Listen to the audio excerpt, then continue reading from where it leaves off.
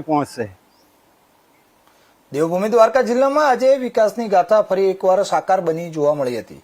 ખંભાળિયા તેમજ ભાણવડ પંથકના વિવિધ ગામોમાં કરોડો રૂપિયાના ખર્ચે અનેક વિકાસ કાર્યોને વેગ મળ્યો હતો। રામનગર, સેવકે દેરિયા અને આંબરડી સહિતના ગામોમાં આયુષ્યમાન મંદિરના ખાતમુહૂર્તના કાર્યક્રમો યોજાયા હતા, જેના કારણે ગ્રામ્ય વિસ્તારોમાં આરોગ્ય સેવાઓ વધુ મજબૂત બનાવવાની દિશામાં મહત્વપૂર્ણ પગલું ભરાયું છે।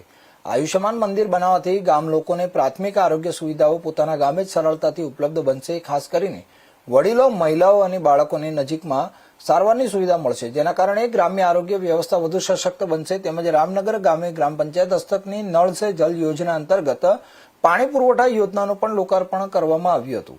આ યોજનાથી ગામના લોકોને શુદ્ધ પીવાનું પાણી નિયમિત રીતે મળશે અને પાણીની સમસ્યામાંથી રાહત મળશે। તે ઉપરાંત રામનગરથી ખંભાળિયાને જોડતા મુખ્ય માર્ગનું ભૂમિપૂજન કરવામાં આવ્યું હતું।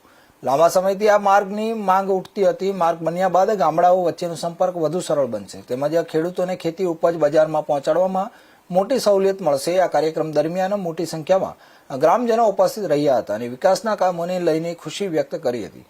ધારાસભ્ય મુળુ બેરાના હસ્તે તમામ વિકાસના કાર્યોનું ખાતમુહૂર્ત અને લોકાર્પણ પણ કરવામાં આવ્યું હતું।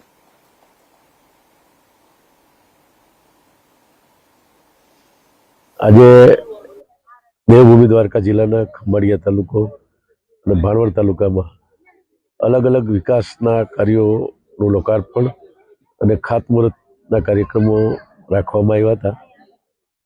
3 જગ્યાએ અલગ અલગ જે કાર્યક્રમો કર્યા એમાં આયુષ્યમાન મંદિર 3નું લોકાર્પણ કરવામાં આવ્યું છે।